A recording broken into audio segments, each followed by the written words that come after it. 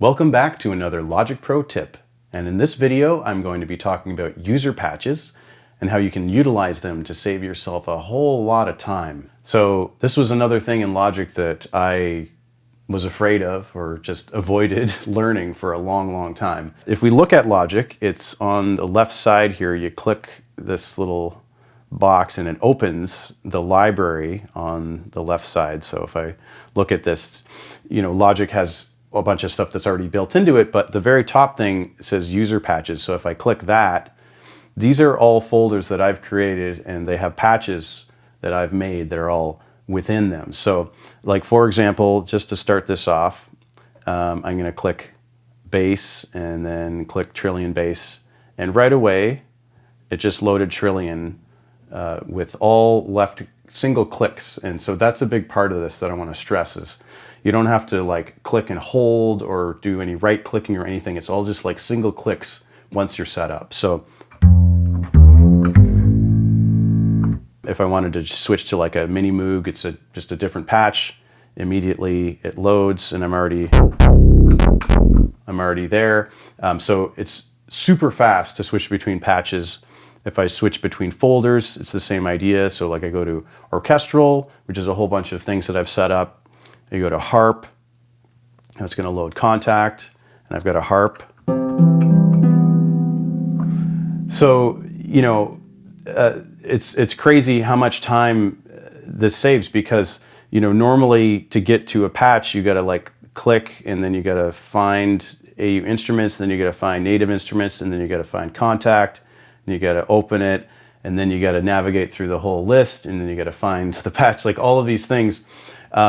So the thing is, to set this up initially, you do have to do that one at a time. So each of these patches that I've created, I've had to make them and save them so that I can then recall them back in these folders here. But it's a labor of love because now that I've got this set up, when I want to be creative, I can just sit down at the keyboard and, any sound that I want that is from my sort of favorite list that I've made by messing around with all my third-party virtual instruments, I have them at they're just a click away. So I guess one of the things that I should show you to start is like, let's just make one, for example. So I'm just going to open, like this is the slow way. So let's go to, I don't know, native instruments and go to Kontakt.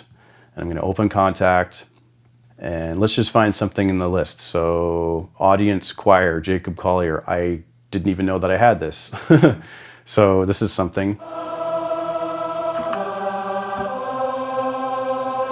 Sure, so let's say that I like that. All you got to do is down on the bottom left here where it says save.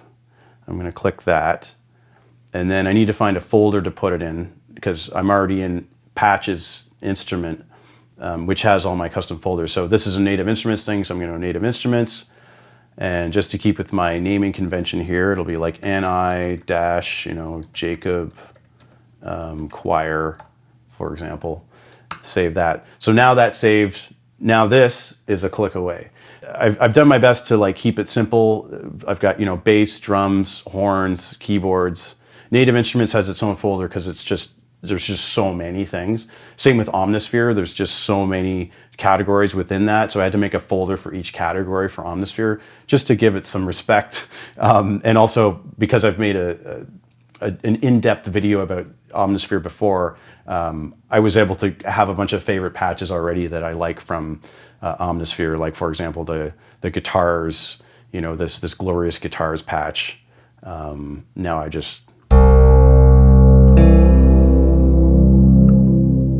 I want to have that a click away at any moment when I'm being creative. It's just a great thing to have.